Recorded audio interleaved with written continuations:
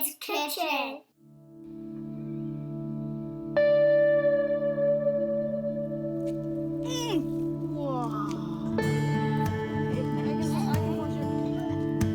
Go shake it off.